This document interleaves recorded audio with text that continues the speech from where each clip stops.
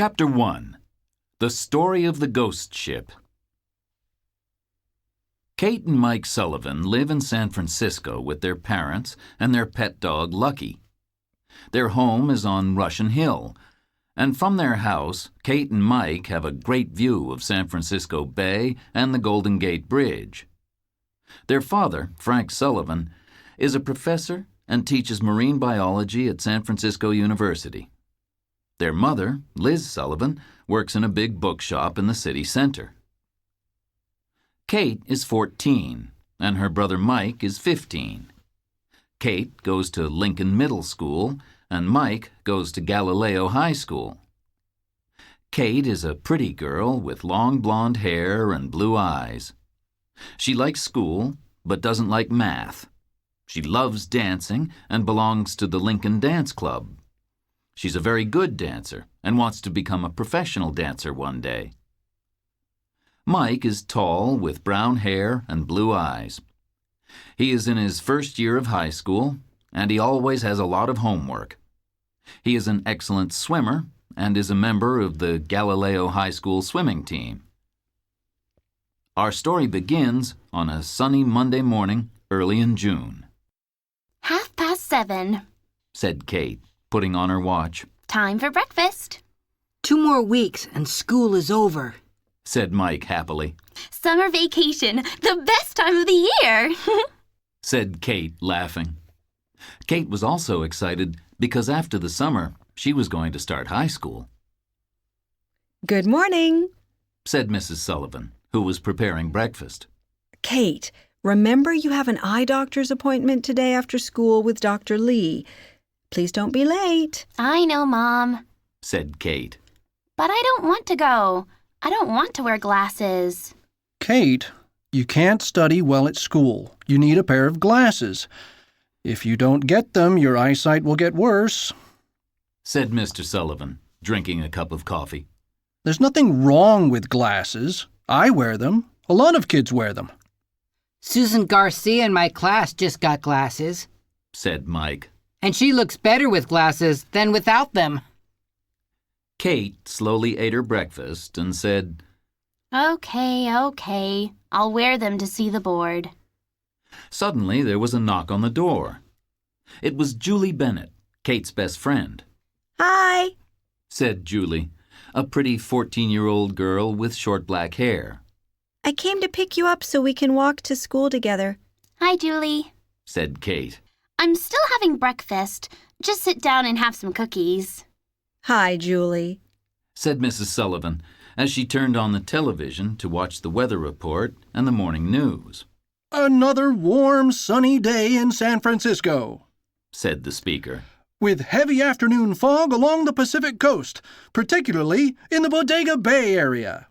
It's always foggy in Bodega Bay, said Mike. Do you remember our adventure up there? When did you go to Bodega Bay? Asked Julie, eating a cookie. It was about 18 months ago. Said Kate. And Carlos Gomez came with us. We had quite an adventure. Sounds exciting. Said Julie. Tell me about it. Kate looked at Mike and her parents, and they all started laughing. Well, Mom and I have to go to work, said Mr. Sullivan. It's getting late. See you this evening. Bye. Okay, let me tell you about it. Said Kate, looking at her watch. Mom, Dad, Mike, Carlos, and I went to the Farallon Islands on Dad's new boat, the Pelican. He was studying the seabirds and the fish in the area. We were all excited about the trip, but the first night I saw the ghost of a boy near my bed. I screamed and was scared, but no one believed me. Then, one night, Mom and Dad heard a ship's bell and saw a yellow light at sea. They thought someone needed help, so they took the lifeboat and left the Pelican. The next morning, we couldn't find them, and we were worried. We took the boat and went to look for them. In the fog, we saw a strange old ship, the Sonora. Later, we discovered that it was an old Spanish pirate ship that was lost at sea in 1608. What? A ship that was lost 400 years ago? Cried Julie, who stopped eating. Yes, it was a ghost ship, said Kate. We knew Mom and Dad were on that ship because their lifeboat was there. We were scared, but we went onto the ship and we had a terrible surprise. The ship's crew were all ghosts. Ghosts of sailors and pirates. We were terrified because we saw Mom and Dad sitting in a corner. We went to help them, but then the ghost of Captain Salamanca spoke to us. He was terrible. He killed people, and they became part of his crew of ghosts. He said he needed a big crew because he was looking for some lost treasure. He wanted to kill us all. Suddenly, Lucky jumped on the table, and a big candle fell, and a fire started. Ghosts are afraid of fire, so they moved away, and we helped Mom and Dad get off the ship. Before leaving, Mike saw Captain Salamanca's treasure map on the table and took it. What an adventure! Said Julie. Do you still have the treasure map? Mike has it, Said Kate. but he hid it because it's a big secret. That afternoon, Kate went to the eye doctor with Julie. Dr. Lee was a friendly young man. He gave her an eye test and said, Kate, you need glasses to see things in the distance. Julie helped Kate choose her new glasses, and she gave them to Dr. Lee, who said, Good choice. They'll be ready on Thursday, Kate. Chapter 2. A New Adventure. Friday was a big day for Kate because she wore her new glasses to school for the first time. When she walked into the classroom, everyone turned around and looked at her. Wow! They said. New glasses! Kate's heart was beating fast and her hands felt cold. She walked to her desk and sat down. Hi, Kate. Said Tom, the boy she liked. New glasses? You look great. Thanks, Tom. Said Kate, turning red with embarrassment. His opinion was very important to her. I really like your new glasses, Said her friend Kelly. Kate suddenly felt happy and was ready for the lesson, a math test. That evening at the dinner table, the Sullivan family was having a noisy conversation because everyone had something to say. Well, how was your day at school, Kate? Asked her mother. Oh, just great, Mom. Said Kate, smiling. Everyone liked my new glasses, even Tom. And the math test was okay, I think. And how was your day, Mike? Asked his father. Exciting. Mike said. Guess what? Our science class is going to Muir Woods National Park next week. It's part of a class project on trees, forests, and conservation. We're leaving early on Tuesday morning and coming back before dinner time. Muir Woods. Said Mrs. Sullivan. It's one of the most beautiful forests in the world. Sounds like fun. Said Kate. Well, this evening I have some exciting news, too. Said Mr. Sullivan. Everyone at the table looked at him. He usually didn't have anything exciting to say. What is it, Frank? Said Mrs. Sullivan, who wanted to know the news. Next week, I'm going to the Monterey Bay Aquarium to talk to Professor Simpson. Said Mr. Sullivan. The aquarium is doing an important study on sea life in the Pacific Ocean, particularly on the great white shark. They want me to spend some time at the Farallon Islands and the Point Reyes National Seashore. Another trip to the Farallon Islands. Said his wife, smiling. Wow, Dad. Do you mean you're going to the Farallons and Point Reyes on the Pelican? Asked Mike, looking at Kate. Yes, that's right. Said Mr. Sullivan. I'll probably stay about a week and moor the Pelican in the harbor at Bodega Bay. When are you going? Asked Kate excitedly. At the end of June or the beginning of July. Said Mr. Sullivan. Can we come along? Cried Kate and Mike. Of course, Said Mr. Sullivan, laughing. What about Lucky? Asked Kate. Lucky heard his name and started barking. Yes, Lucky can come too. Said Mr. Sullivan. It'll be great fun like last time. Said Mike. But without the ghosts, said Kate nervously. Yes, without the ghosts and the ghost ship, said Mrs. Sullivan, who still remembered that terrible adventure. Oh, Dad, can we invite Carlos like last time? Asked Mike. Carlos Gomez was Mike's best friend. He was Hispano-American, and he spoke Spanish and English perfectly. He was a tall, friendly boy with short black hair and dark eyes, and he lived near the Sullivans. Why not? Said Mr. Sullivan, smiling at his son. Thanks, Dad, cried Mike, who started making secret plans. Kate and Mike helped their parents clean up after dinner. Then they went up to Mike's bedroom. Mike closed the door, and Kate put on some music. What do you think of the news? Asked Mike. I can hardly believe it, said Kate. Where did you put Captain Salamanca's old treasure map? It's in a safe place, said Mike, looking at the big bookshelf on the wall. Now we can study the map and start looking for the treasure.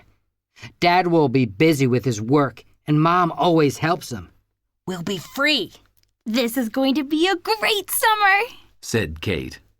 Wait until I tell Carlos, said Mike, picking up his cell phone. Yeah, said Kate.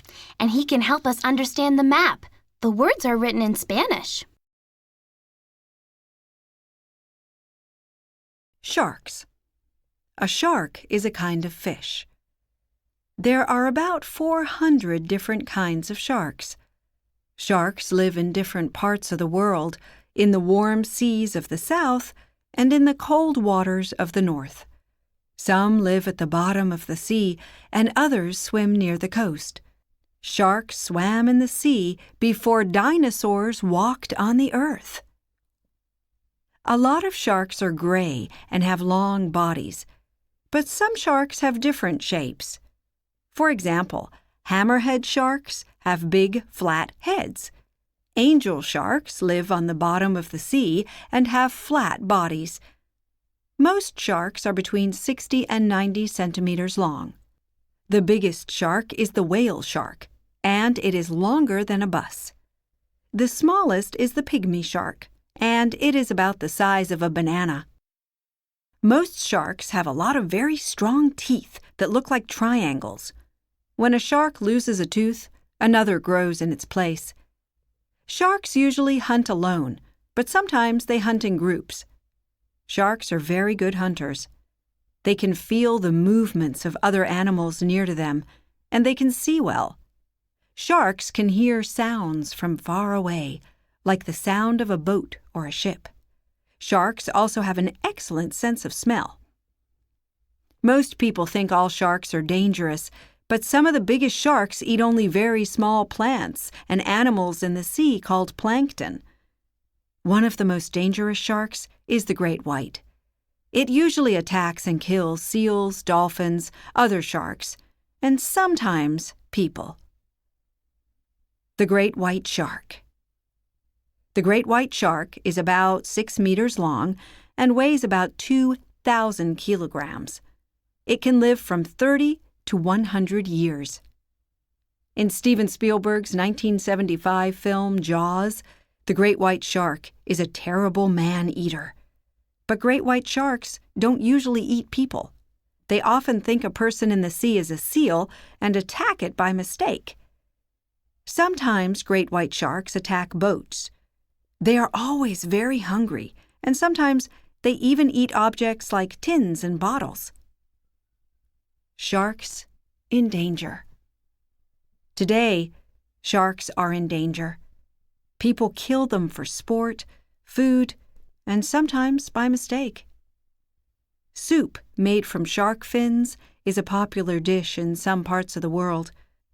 Sometimes, fishermen catch sharks and cut off their fins.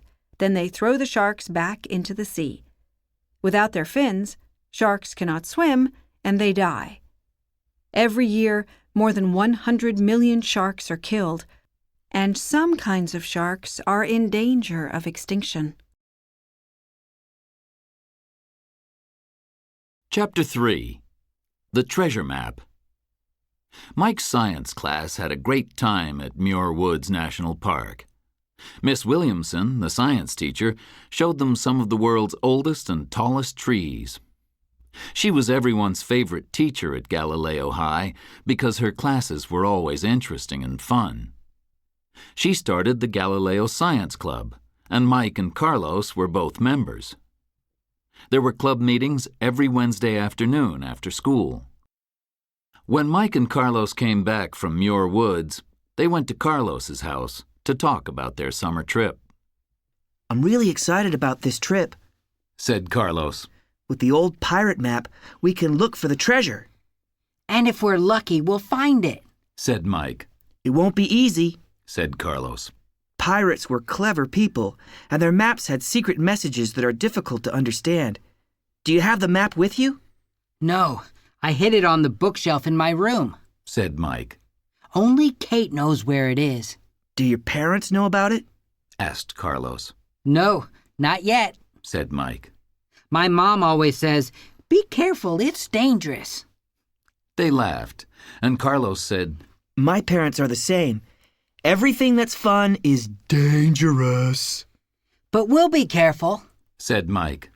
Next time, let's meet at your house and we can look at the map. Said Carlos. Good idea. Said Mike. It's all written in Spanish. No problem for me. Said Carlos, laughing. Friday was the last day of school, and everyone talked about their exciting vacation plans. That evening, Mr. Sullivan told his family more about the trip, and Mike and Kate listened carefully. We'll sail next Wednesday from Marina Harbor and go north to Bodega Bay, where we'll moor the Pelican. We'll probably stay 5 or 6 days. I have to work at Point Reyes National Seashore and the Farallon Islands, and Mom is going to help me. Now, will you 3 be okay? Do you have something to do, or will you get bored?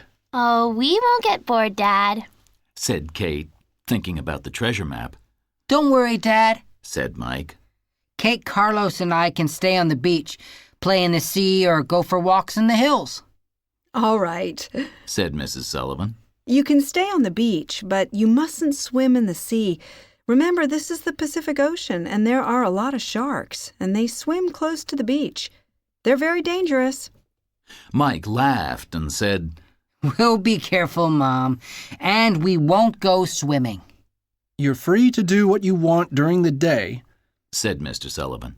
but we'll meet for dinner on the Pelican every evening at about 6. If you have any problems, just call or text Mom or me on our cell phones. Kate and Mike went upstairs and phoned Carlos. Hi, Carlos, Said Mike. Can you come to my house right now? We can look at the map and start making plans. I'll be there in 10 minutes, Said Carlos happily. Mike took the old treasure map from the bookshelf and put it on his desk. When Carlos arrived, the 3 of them sat around the desk and looked at it carefully. Gee, this is exciting, Said Carlos, touching it. An old pirate map. Look, that's where Bodega Bay is, but it doesn't say that. It just says Bahia. That's interesting because today in Spanish, bay is Bahia, but maybe the spelling was different in the 1600s. Looking at this map, we can see a town already existed there at that time. It was probably a pirate's town. Said Mike. There's a big harbor, the perfect place for pirates to hide. This is also very interesting because my book on the history of California says that Bodega Bay wasn't discovered until 1775. Looking at this map, people lived in the area long before. Look on the corner of the map. Said Kate. There's a date, 1608. That's the year of the shipwreck of the Sonora. Said Carlos. Captain Salamanca probably hid his treasure that year, before the shipwreck in November. What else does it say on his map? Asked Mike. North of the town there's the word cementerio. In Spanish, that means cemetery. Said Carlos. It was probably the town cemetery. Near the cemetery, there's a place called Hacienda Estrada. Said Mike. And there's a small river near it called Rio Estrada. Hacienda means a big farm or ranch, and Estrada was probably the name of the family who owned it, said Carlos. Look, there's a drawing of a lighthouse on the coast, said Mike. There's a big black X east of the town with the word agua, said Kate. Agua in Spanish means water, said Carlos. That was probably where the pirates got their drinking water, a water well. There's some red lines that go south from the town to what is now Doran Beach, said Mike. But where's the treasure? Asked Kate. Good question, said Mike. The places on the map are probably important clues. We have almost a week to explore them, said Carlos. Why don't we start with the water well? Said Kate excitedly. That's a good place to hide a treasure. Okay, said Mike and Carlos. That'll be the first place we look, said Mike. Chapter 4. The Treasure Chest. The Pelican left Marina Harbor in San Francisco on a foggy Wednesday morning.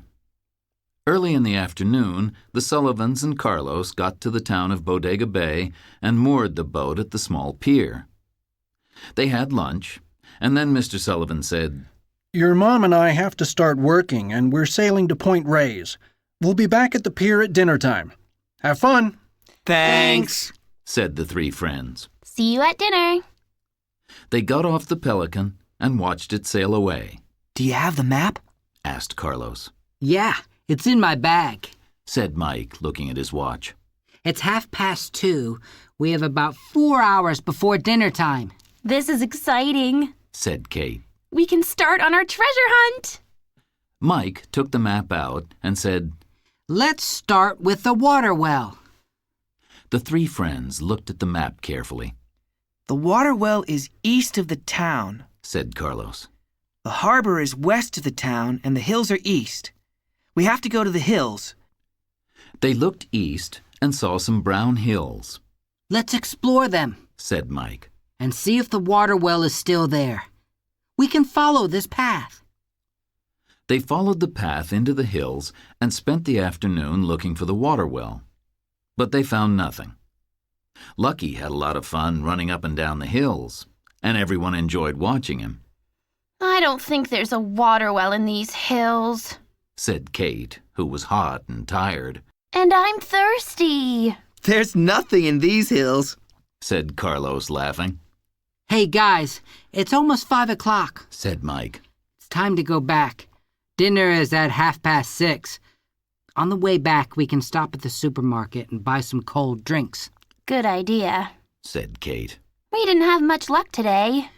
We'll explore the area south of Bodega Bay tomorrow, said Mike. Yeah, there are red lines that go all the way to Doran Beach, said Carlos. Red lines probably mean something.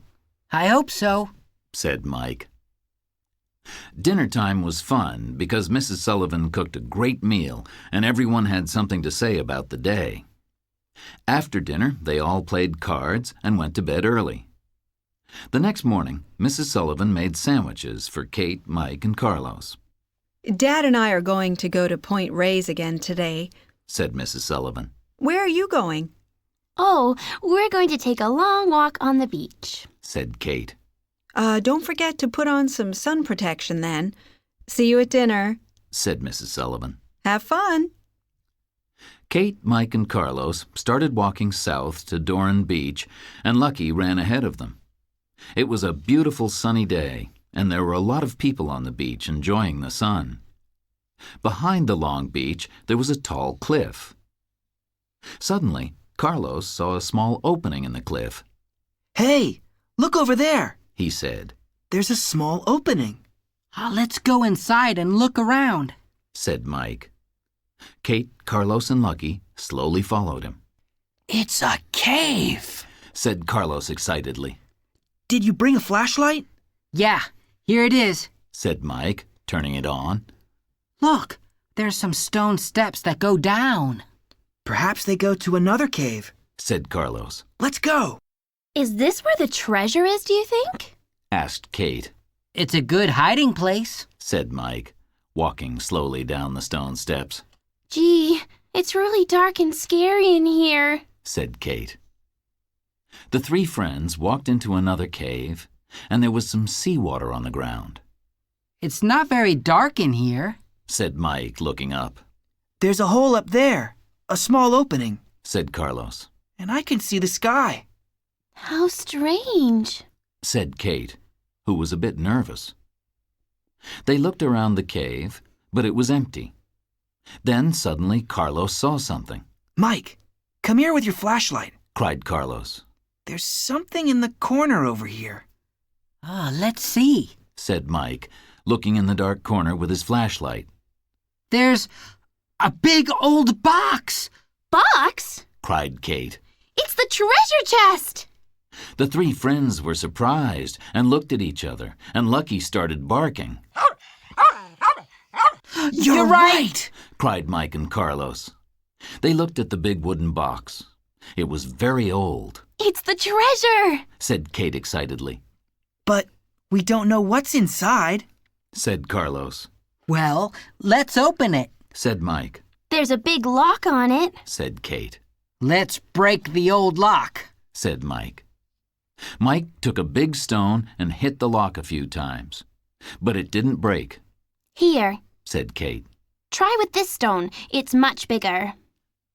But the old lock didn't break, Let me try. said Carlos, hitting the lock again. Suddenly, the old lock broke, and they were ready to open Captain Salamanca's treasure chest. Chapter 5. Well Done, Lucky, Who's going to open the treasure chest? asked Carlos, looking at Mike and Kate. Mike, you took the old map, Said Kate. so you can open the treasure chest. Mike slowly opened the old chest. Suddenly, the three friends jumped back and Kate screamed. There was something terrible inside, a skeleton. Lucky started barking loudly. The skeleton was wearing pirate's clothes and a big black hat. Mike, Kate, and Carlos stared at it and didn't know what to say. They were very surprised and scared. Kate spoke first. Is this the treasure? It's terrible! Maybe there's something else in the treasure chest, said Carlos. He slowly moved closer to the chest and looked inside. There's nothing inside except the skeleton. He said sadly. Why did someone put the body of a pirate inside the treasure chest and lock it?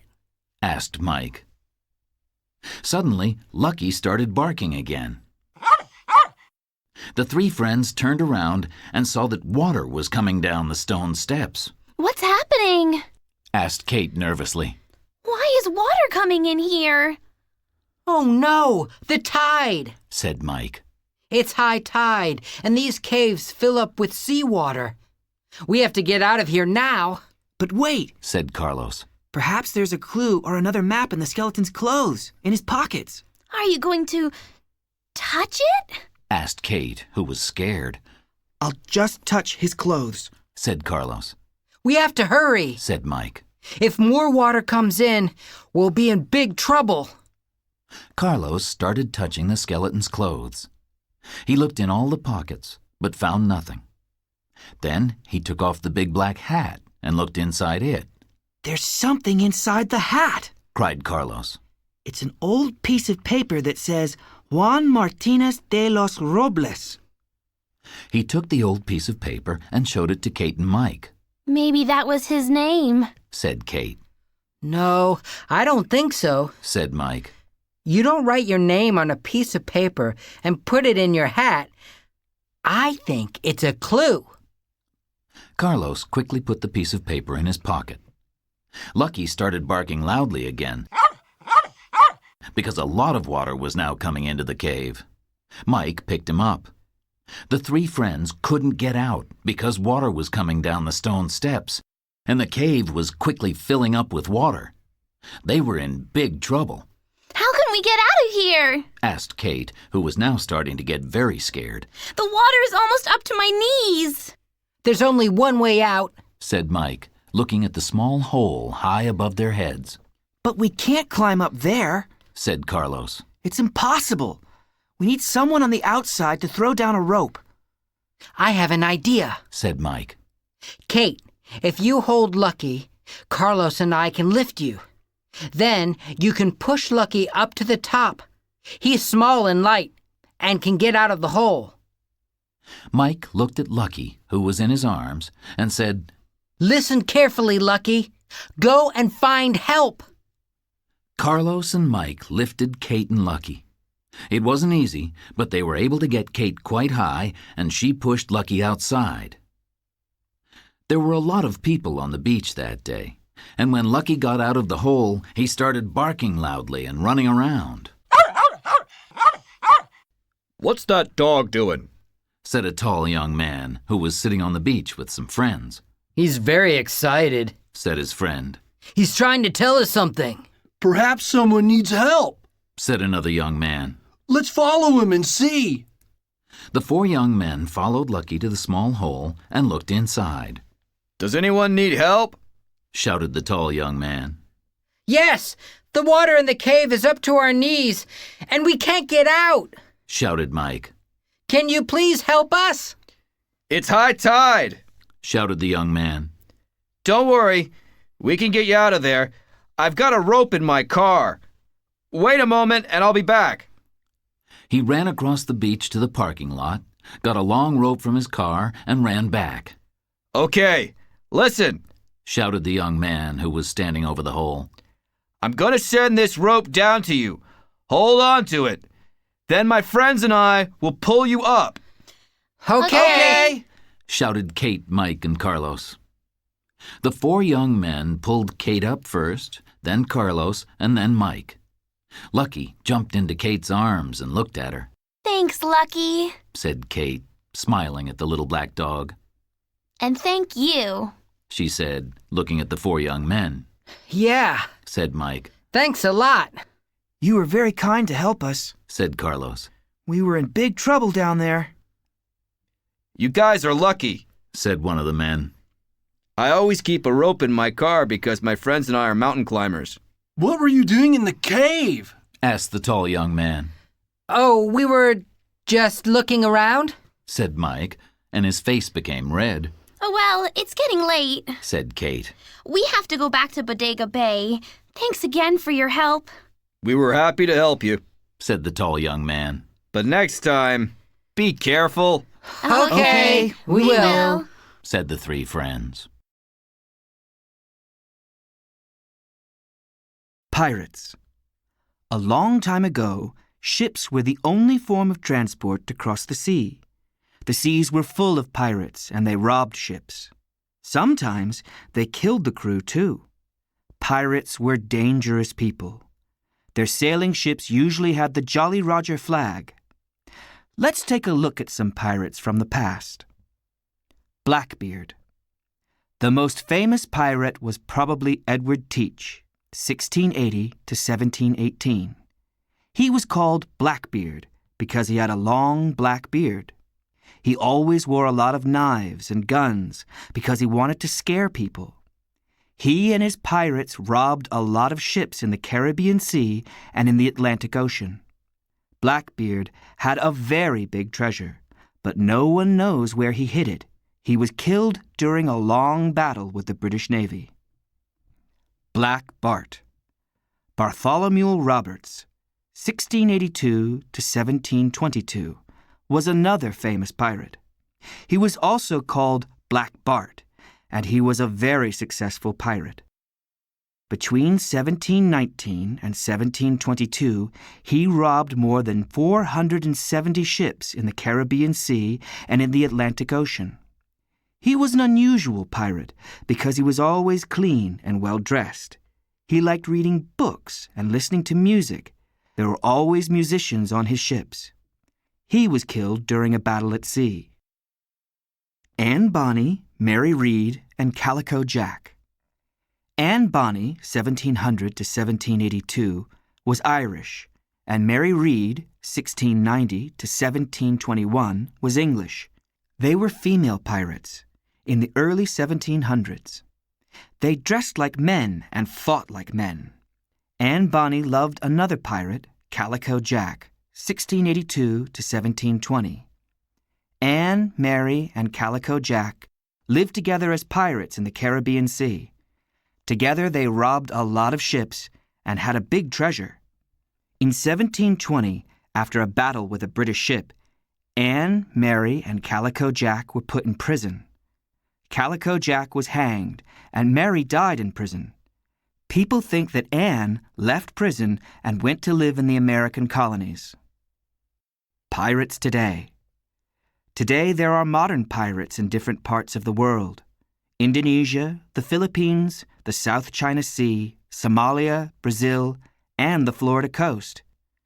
They are dangerous and have fast modern boats and big guns.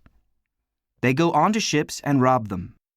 Military forces around the world and international organizations, such as the United Nations, have a difficult job trying to stop them. Chapter 6. The Hacienda Estrada.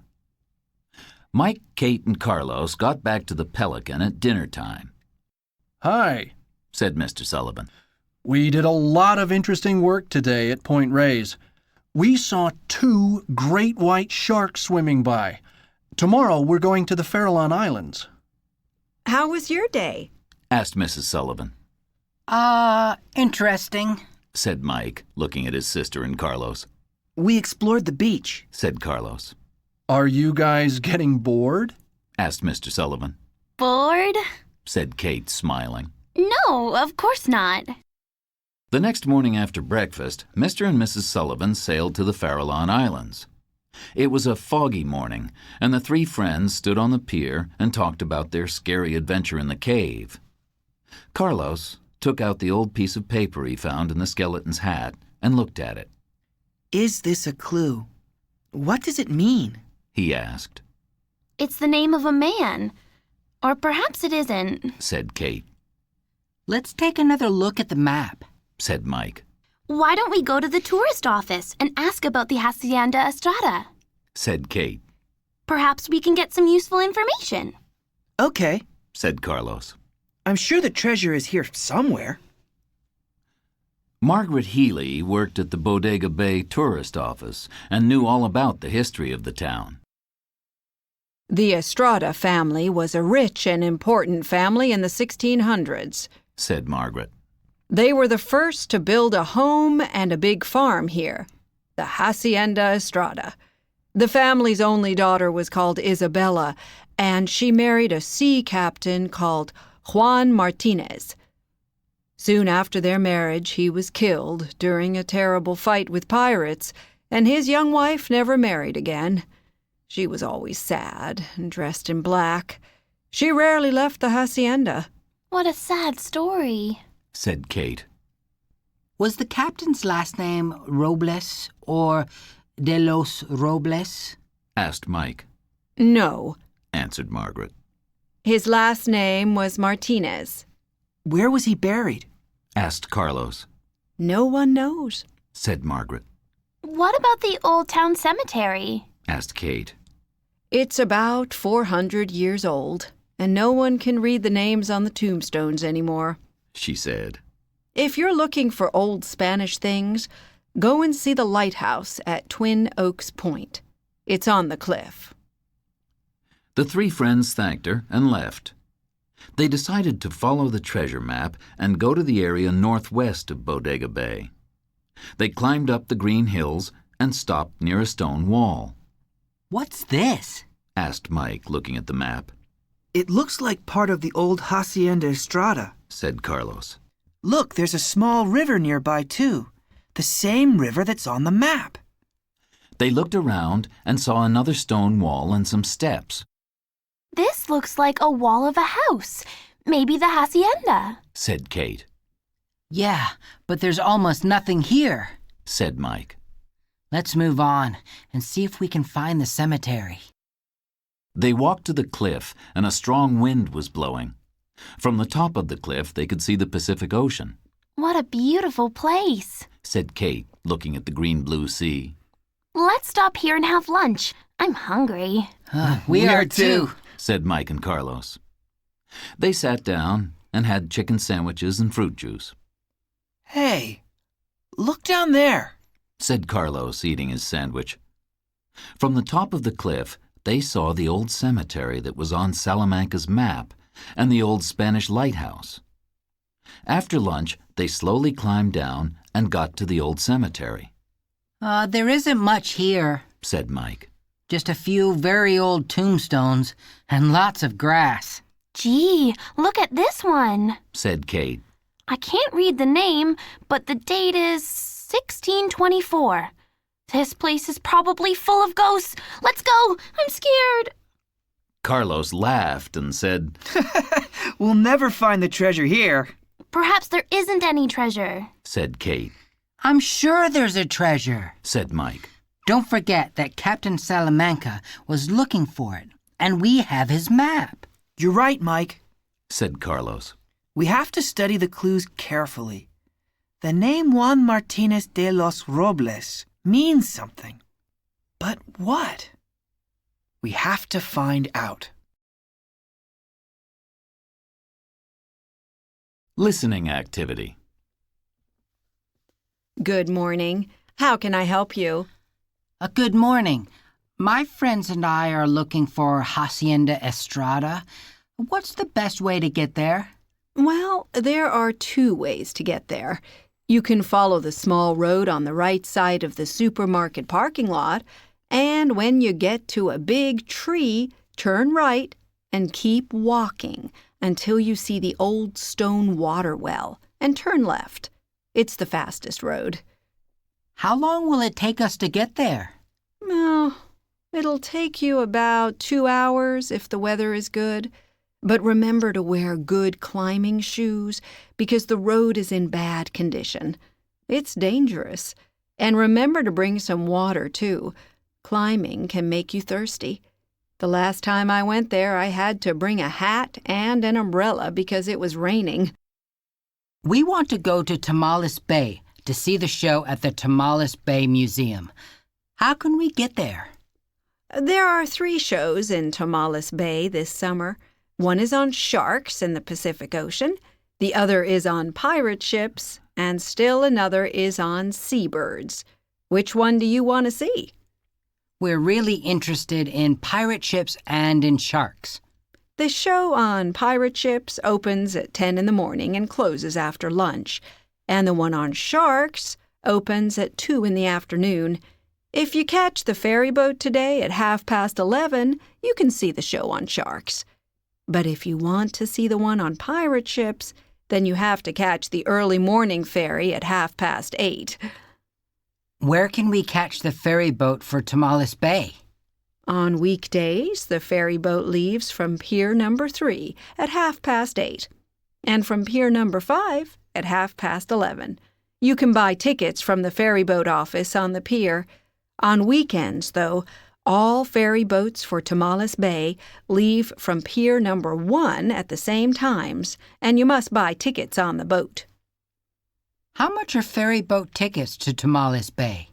On weekdays, round-trip tickets cost $15 each, and on weekends they cost $18. Can we buy lunch on the ferry? Yes, you can. There's a special meal deal that costs $8, and you get a big hamburger, fries, and a drink. Or you can spend only $6 and get a smaller lunch, a cheese sandwich, an apple, and a drink. And if you add just $1 to the price of the special ticket, you get a bag of cookies. Oh, that sounds great. Thank you. Chapter 7. The Old Lighthouse, Let's go and see the old lighthouse at Twin Oaks Point, said Carlos. Lighthouses are always interesting. It was a windy day, and they walked along the cliff for almost an hour to get there. There was an old stone lighthouse on the cliff above the sea near 2 big oak trees. This was probably an important lighthouse in Captain Salamanca's days, said Mike. Those 2 big oak trees look very old, too. That's why people called it Twin Oaks Point, said Kate, laughing. Carlos suddenly turned around and looked at the 2 oak trees. Wait a minute, he said. The Spanish word for oak is roble, and the words de los Robles are written next to Juan Martinez's name. That means of the oaks. Perhaps Robles isn't part of his last name, but a clue. Oh, you're right, Carlos, said Mike. Robles could be a clue. Perhaps he is buried under the oak trees. There are only 2 oaks in this area, said Kate, looking at the 2 big trees. The 3 friends ran to the oak trees and looked around. There was a lot of tall grass under them. Suddenly, Mike said, Look, under the grass there's a small tombstone, and half of it is underground. Let's try and pull it out. They slowly pulled it out and looked at the name on the tombstone. Oh, it's difficult to read, but I think it says Juan Martinez, 1570 to 1605, said Mike. It's the name of the sea captain the pirates killed, said Carlos excitedly. He was Isabella Estrada's husband. Could Captain Salamanca's treasure be here? What do you mean? asked Kate. This is where Juan Martinez is buried. Yes, cried Carlos. It's the perfect hiding place. There's only one way to find out, said Mike. We have to dig. Aren't you afraid? asked Kate. Isn't it bad luck? I just want to dig under the tombstone, said Mike. But we don't have a spade, said Carlos. The 3 friends were silent for a moment. You know, said Kate. Dad has 2 spades on the boat. He uses them for his work. Oh, that means we have to tell Mom and Dad, said Mike. I think so, said Kate. I'm sure they'll help us. They always do. We can tell them at dinner. That evening at dinner, Kate, Mike, and Carlos told Mr. and Mrs. Sullivan the whole story. They stopped eating and were very surprised, but they were not angry. They decided to help the 3 friends. This is an exciting adventure, said Mrs. Sullivan. and you guys are very good detectives. We'll help you. If you find the treasure, we'll have to call the California Archaeological Society, said Mr. Sullivan. because the treasure belongs to the state of California. Tomorrow morning, we'll go to the old Spanish lighthouse and start digging. Who knows what we'll find? By 10 o'clock the next morning, they were at the old Spanish lighthouse. Mr. Sullivan gave Mike and Carlos 2 spades, and they started digging.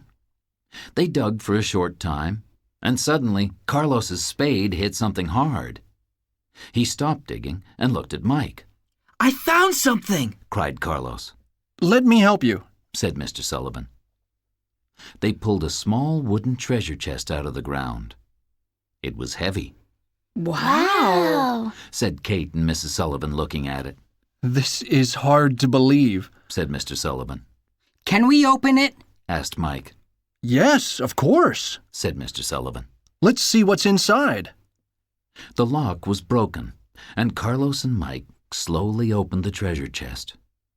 It was full of gold and silver coins, jewelry, pearls, and a king's crown. Wow. They all cried. They couldn't believe their eyes, Look at all of these gold and silver coins. cried Kate. Everyone stared at the treasure in silence, but no one touched it. A pirate probably hid this treasure here in the 1600s, said Carlos. Another pirate knew about it and planned to come here and dig up the treasure. Yeah. Said Mike. And someone killed him because he didn't want to tell his secret. But he wrote his secret on a piece of paper and put it in his hat. Said Kate. And we found it after 400 years. Why did Captain Salamanca have the treasure map? Asked Carlos. That's a mystery, Said Mike, smiling. What an exciting story. Said Mrs. Sullivan. Captain Salamanca's treasure map brought you good luck. People don't find treasures every day in California. Said Mr. Sullivan. Now, I'm going to call the California Archaeological Society in San Francisco. They'll be very surprised and happy. What's going to happen to the treasure? asked Mike, Archaeologists will study the treasure first, said Mr. Sullivan. and then they'll probably take it to one of the Californian museums. Journalists may want to write about you in the newspaper. Our names in the newspaper? Said Kate happily. That's exciting. Of course. Said Mrs. Sullivan. Your adventure will be in all the papers and maybe on TV. We're proud of you. Said Mr. Sullivan, smiling. And of you too, Lucky. Lucky barked happily and ran around the treasure chest. Everyone laughed, and Mrs. Sullivan said, Well, you didn't get bored on this vacation. Bored? The three friends said. Never!